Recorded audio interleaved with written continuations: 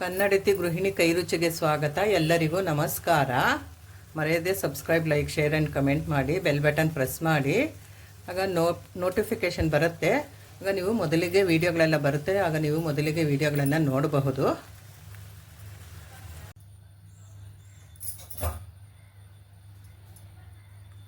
ರೊಟ್ಟಿ ಮಾಡೋದಕ್ಕೆ 2 ಗ್ಲಾಸ್ ನೀರು, 2 ಗ್ಲಾಸ್ ನೀರು ಹಾಕ್ಕೊಳ್ತಾ ಇದ್ದೀನಿ. ಸ್ಟವ್ ಹಚ್ಚಿ ಬಾಣಲೆ ಇಟ್ಟು 2 ಗ್ಲಾಸ್ ನೀರು ಹಾಕ್ತಿದ್ದೀನಿ. ನೀರು ಕಾಯಬೇಕು. ಈಗ ಅದಕ್ಕೆ ಉಪ್ಪು ಹಾಕ್ಕೊಳ್ತೀನಿ. ರುಚಿಗೆ ತಕ್ಕಷ್ಟು ಉಪ್ಪು, ಅಷ್ಟಾದರೆ ಸಾಕು. ಒಂದು ಅರ್ಧ ಸ್ಪೂನ್ ಉಪ್ಪು. ಜೋಳದ ರೊಟ್ಟಿ ಮಾಡೋದು. ಈಗ ನೀರು ಕಾದಿದೆ. ಜೋಳದ ಹಿಟ್ಟನ್ನು ಹಾಕ್ಕೊಳ್ತಾ ಇದ್ದೀನಿ. ನಾನು 1 ಗ್ಲಾಸ್ ಹಾಕ್ಕೊಂಡಿದ್ದೀನಿ.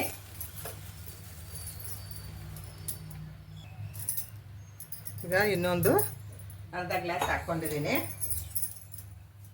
ಈ ಥರ ನೀರು ಕುದಿಯೋವಾಗ ಹಾಕ್ಕೊಂಡು ಈ ಥರ ನಾವು ಸ್ಟವ್ ಮೇಲೇ ಇಟ್ಕೊಂಡು ಇದನ್ನ ನಾವು ತಿರುಗಿಸ್ಕೊಳ್ಬೇಕು. ಇದನ್ನೆಲ್ಲನೂ ಮಿಕ್ಸ್ ಮಾಡ್ಕೊಳ್ಬೇಕು. ಹೀಗೆ ನಾನೀಗ ಮಿಕ್ಸ್ ಮಾಡ್ಕೊಳ್ತಾ ಇದ್ದೀನಿ ರೊಟ್ಟಿಗೆ ಹಿಟ್ಟನ್ನು.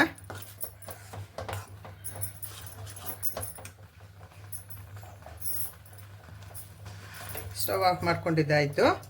ಈಗ ಸ್ಟವ್ ಆಫ್ ಮಾಡಿಕೊಂಡು ಈ ಥರ ಸ್ಟವ್ ಮೇಲೇ ಎಲ್ಲ ನಾವು ಚೆನ್ನಾಗಿ ಮಿಕ್ಸ್ ಮಾಡ್ಕೊಳ್ಬೇಕು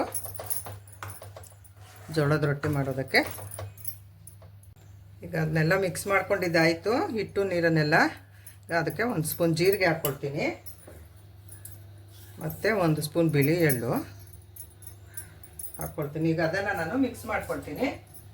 ಅದಕ್ಕೆ ಒಂದು ಸ್ವಲ್ಪ ಕರಿಬೇವು ಹೆಚ್ಚಿಟ್ಕೊಂಡಿರೋದು, ಒಂದು ಸ್ವಲ್ಪ ಕೊತ್ತಂಬರಿ ಸೊಪ್ಪು ಈ ಥರ ಹಾಕ್ಕೊಳ್ತೀನಿ.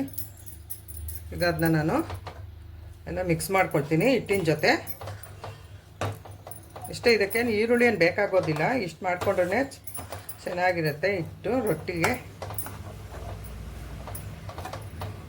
ಇದನ್ನೆಲ್ಲ ಹೀಗೆ ಮಿಕ್ಸ್ ಮಾಡಿಕೊಂಡ್ರೆ ಆಯಿತು. ತಣ್ಣಗಾದ್ಮೇಲೆ ಎಲ್ಲನೂ ರೊಟ್ಟಿ ತಟ್ಟೋದು. ಈಗ ಇಷ್ಟು ಸಾಕು.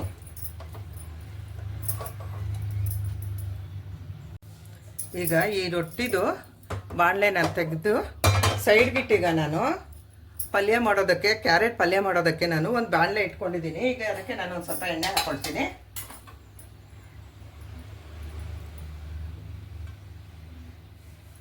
ಕ್ಯಾರೆಟ್ ಪಲ್ಯಕ್ಕೆ ಒಂದು ಸ್ವಲ್ಪ ಎಣ್ಣೆ ಹಾಕ್ಕೊಂಡಿದ್ದೀನಿ.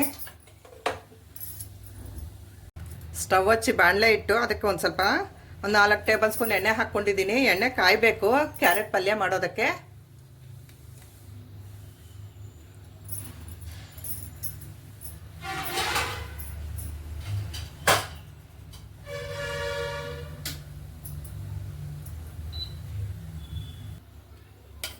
ಎಣ್ಣೆ ಕಾದಿದೆ.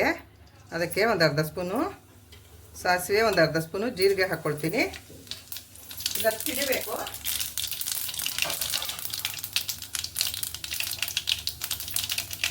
ಈಗ ಅದಕ್ಕೆ ಸ್ವಲ್ಪ ಒಣಮೆಣಸಿನಕಾಯಿ 4 ಹೆಚ್ಚಿಟ್ಕೊಂಡಿರೋದು, ಮತ್ತು ಈರುಳ್ಳಿ ಹಾಕ್ಕೊಳ್ತೀನಿ. ಅದಕ್ಕೆ ಒಂದು ದಪ್ಪು ಗಡ್ಡೆ, 2 ಈರುಳ್ಳಿ ಹೆಚ್ಚಿಟ್ಕೊಂಡಿರೋದು ಹಾಕ್ಕೊಂಡಿದ್ದಾಯಿತು. ಈಗ ಅದನ್ನೆಲ್ಲ ಮಿಕ್ಸ್ ಮಾಡ್ಕೊಳ್ತೀನಿ.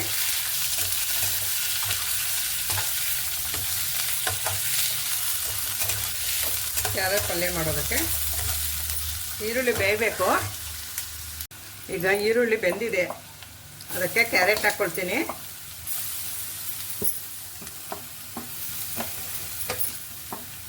ತುರಿದಿರೋ ಅಂಥ ಕ್ಯಾರೆಟು ಒಂದು 300 ಗ್ರಾಮ್ನಷ್ಟು ಕ್ಯಾರೆಟ್ ಹಾಕ್ಕೊಂಡಿದ್ದೀನಿ ನಾನಿಲ್ಲಿ. ಈಗ ಅದನ್ನ ಮಿಕ್ಸ್ ಮಾಡ್ಕೊಳ್ತೀನಿ. ಕ್ಯಾರೆಟನ್ನು ಒಗ್ಗರಣೆ ಜೊತೆ ಈ ಥರ ಮಿಕ್ಸ್ ಮಾಡ್ಕೊಳ್ಬೇಕು.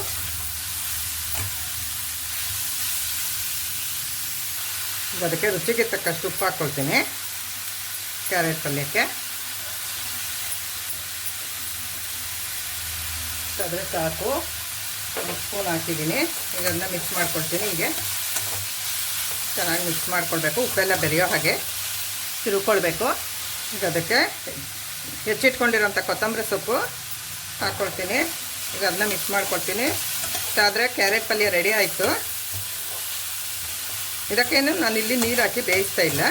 ಇಷ್ಟಾದರೆ ಸಾಕು. ಇದರಲ್ಲೇ ಎಣ್ಣೆನಲ್ಲೇ ಚೆನ್ನಾಗಿ ಬೆಂದ್ಕೊಂಡಿದೆ. ಈಗ ನಾನು ಸ್ಟವ್ ಆಫ್ ಮಾಡ್ಕೊಳ್ತೀನಿ. ಆಯಿತು, ಈಗ ಇದು ರೆಡಿ ಆಯಿತು ಕ್ಯಾರೆಟ್ ಪಲ್ಯ.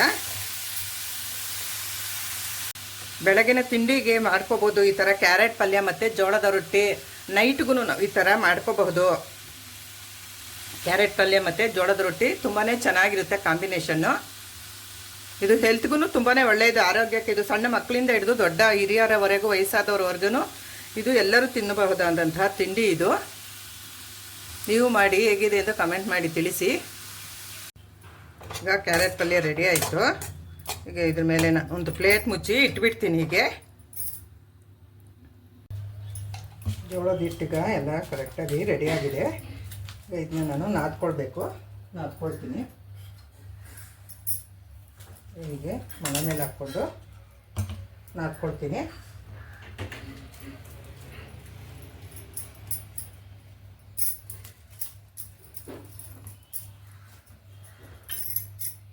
ಇದಕ್ಕೊಂದು ಸ್ವಲ್ಪ ಹಿಟ್ಟು ಬೇಕಾಗುತ್ತೆ.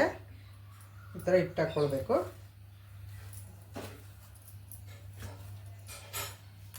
ಈ ಥರ ಹಿಟ್ಟು ಹಾಕ್ಕೊಂಡು ನಾವು ಇದನ್ನ ನಾದ್ಕೊಳ್ಬೇಕು. ಈ ಥರ ಹಿಟ್ಟು ಇನ್ನೂ ಸ್ವಲ್ಪ ಗಟ್ಟಿ ಆಗಬೇಕು. ಇದನ್ನು ನಾವು ಲಟ್ಟಿಸ್ಕೊಳ್ತೀವಲ್ಲ, ಹಾಗಾಗಿ ಇದಕ್ಕೆ ಸ್ವಲ್ಪ ಗಟ್ಟಿನೇ ಇರಬೇಕಿದು.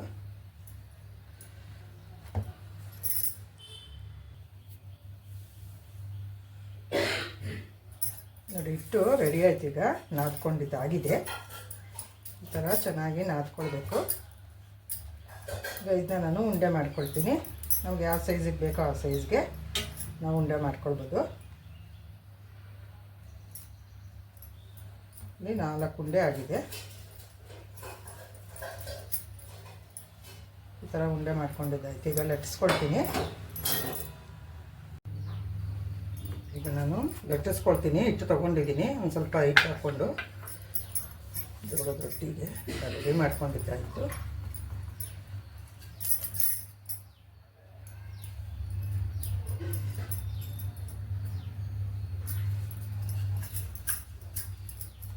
ಈ ಥರ ಲಟ್ಟಿಸ್ಕೊಳ್ಬೇಕು ತೆಳುವಾಗಿ. ನಮ್ಗೆ ಎಷ್ಟು ತೆಳುವಾಗಿ ಬೇಕೋ ಅಷ್ಟು ತೆಳುವಾಗಿ ನಾವು ಲಟ್ಟಿಸ್ಕೊಳ್ಬೋದು.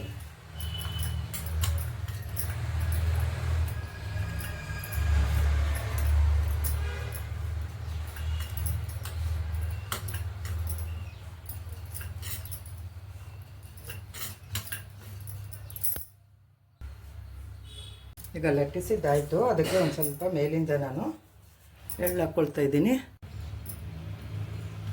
ಸ್ವಲ್ಪ ಕೊತ್ತಂಬರಿ ಸೊಪ್ಪು, ಒಂದು ಸ್ವಲ್ಪ ಎಳ್ಳನ್ನು ಹಾಕಿ ನಾನಿಲ್ಲಿ ತಟ್ಕೊಳ್ತಾ ಇದ್ದೀನಿ ರೊಟ್ಟಿನ. ಮೇಲಿಂದ ಸ್ವಲ್ಪ ಹಾಕಿದ್ದೀನಿ. ಹಿಟ್ಟು ಕಲಸೋವಾಗ ಒಂದು ಸ್ವಲ್ಪ ಹಾಕ್ಕೊಂಡಿದ್ದೆ. ಈಗ ಇದು ರೌಂಡ್ ಬರಲಿ ಅಂತ ಈ ಥರ ಮಾಡ್ಕೊಳ್ತಾ ಇದ್ದೀನಿ. ಈ ಥರ ಪ್ರೆಸ್ ಮಾಡಿ ಒಂದು ಮುಚ್ಚಳದಿಂದ ನಾನು ಈ ಥರ ಮಾಡ್ಕೊಳ್ತಾ ಇದ್ದೀನಿ.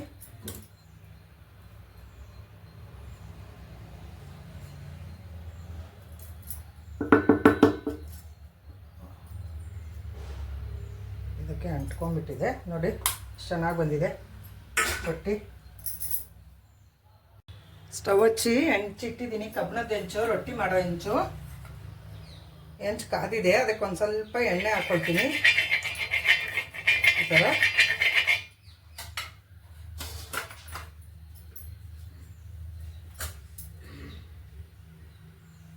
ಅದ್ರ ಮೇಲೆ ರೊಟ್ಟಿ ಹಾಕ್ಕೊಳ್ತೀನಿ.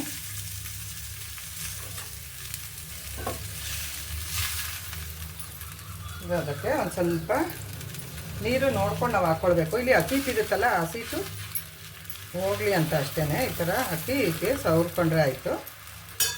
ಹಸಿಟ್ಟೆಲ್ಲ ಹೋಗುತ್ತೆ. ಈಗ ಅದು ಬೇಯಬೇಕು ಆ ಕಡೆ. ಈಗ ಇದನ್ನು ನಾನು ತಿರ್ಗಾಕೊಳ್ತೀನಿ. ಈಗ ಒಂದು ಸೈಡ್ ಬೆಂದಿದೆ, ಈ ಸೈಡ್ ನಾನು ತಿರ್ಗಾಕೊಂಡಿದ್ದೀನಿ. ಬೇಯಬೇಕು. ಈ ಸೈಡು ಬೇಯ್ತಾ ಇದೆ. ಈ ಕಡೆ ಇದು ಬೆಳಗಿನ ತಿಂಡಿಗೆ ಮತ್ತು ನೈಟ್ ಊಟಕ್ಕೂ ಈ ಥರ ನಾವು ಮಾಡ್ಕೊಳ್ಬೋದು. ಜೋಳದ ರೊಟ್ಟಿ, ಚಪಾತಿ ಮಾಡ್ಕೊಳ್ತೀವಲ್ಲ ನೈಟು, ಅದ್ರ ಬದಲು ಇದೇ ಮಾಡ್ಕೊಳ್ಬೋದು. ಇದು ತುಂಬಾ ಹೆಲ್ತ್ಗೆ ಒಳ್ಳೆಯದು. ಇದು ಆರೋಗ್ಯಕ್ಕೆ ತುಂಬಾ ಒಳ್ಳೆಯದು. ಇದು ಈ ಕಡೆ ಒಂದು ಸ್ವಲ್ಪ ಬೇಯಿಸ್ಕೊಳ್ತೀನಿ.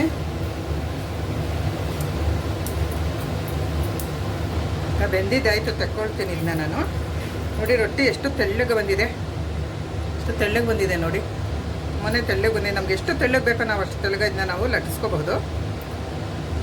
ಆಗಿದೆ ಇದು ತೆಕ್ಕೊಳ್ತಾ ಈಗ ಇನ್ನೊಂದು ರೊಟ್ಟಿನ ನಾನು ಲಟ್ಟಿಸ್ಕೊಳ್ತಾ ಇದ್ದೀನಿ.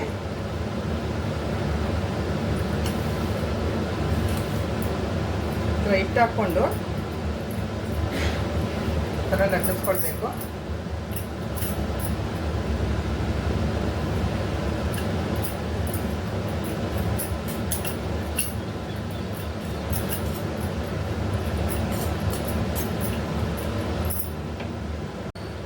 ಸ್ವಲ್ಪ ಎಳ್ಳು ಮೇಲಿಂದ ಹಾಕ್ಕೊಡ್ತೀನಿ, ಚೆನ್ನಾಗಿ ಕಾಣುತ್ತೆ ಅಂತ ಅಷ್ಟೇ. ಆಗಲೇ ಹಿಟ್ಟು ಕಲಸೋವಾಗೂ ಸ್ವಲ್ಪ ಹಾಕ್ಕೊಂಡಿದ್ನಲ್ಲ, ಈಗ ಇನ್ನೊಂದು ಸ್ವಲ್ಪ ಹಾಕ್ಕೊಳ್ತೀನಿ. ಅದರ ಜೊತೆ ಒಂದು ಸ್ವಲ್ಪ ಕೊತ್ತಂಬರಿ ಸೊಪ್ಪನ್ನು ಹಾಕ್ಕೊಳ್ತೀನಿ. ಕಲಸೋವಾಗಲೂ ನಾನು ಕೊತ್ತಂಬರಿ ಸೊಪ್ಪು ಹಾಕ್ಕೊಂಡಿದ್ದೆ, ಇಲ್ಲಿ ಒಂದು ಸ್ವಲ್ಪ ಈಗ ನಾನು ಹಾಕ್ಕೊಂಡು ಇದನ್ನು ನಾನು ಲಟ್ಸ್ಕೊಡ್ತೀನಿ.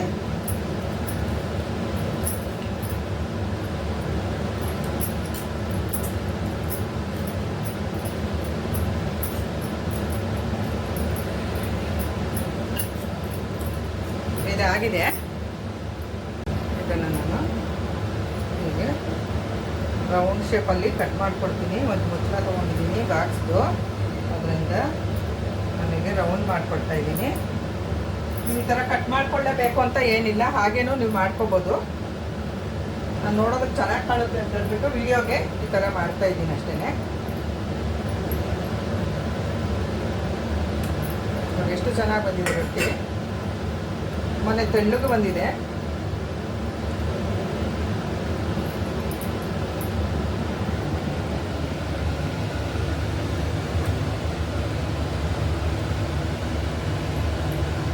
ಈಗ ಹಾಕ್ಕೊಳ್ತಾ ಇದ್ದೀನಿ ಹೆಂಚು ಮೇಲೆ. ಹೆಂಚು ಕಾದಿದೆ,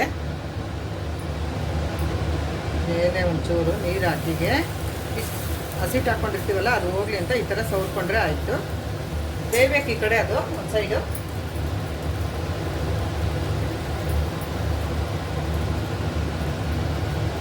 ಈಗ ಇದನ್ನ ನಾನು ತಿರುವಾಕೊಳ್ತೀನಿ. ಒಂದು ಸೈಡ್ ಆಗಿದೆ.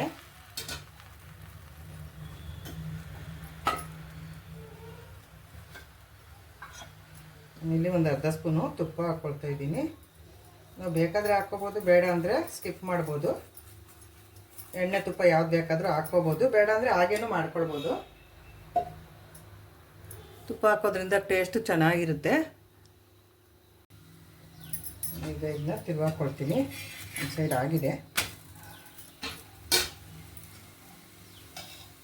ಇಲ್ಲಿ ಒಂದು ಸ್ವಲ್ಪ ಸ್ಪೂನು ತುಪ್ಪ ಹಾಕ್ಕೊಳ್ತೀನಿ.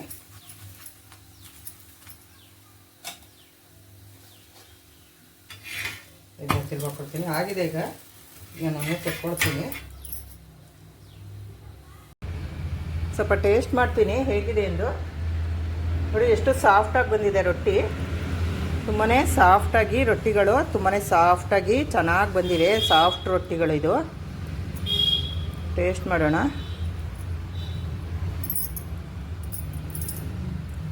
ಟೇಸ್ಟು ತುಂಬಾ ಸೂಪರಾಗಿ ಬಂದಿದೆ, ತುಂಬಾ ಸಖತ್ತಾಗಿ ಬಂದಿದೆ, ತುಂಬ ಚೆನ್ನಾಗಿದೆ ಟೇಸ್ಟು.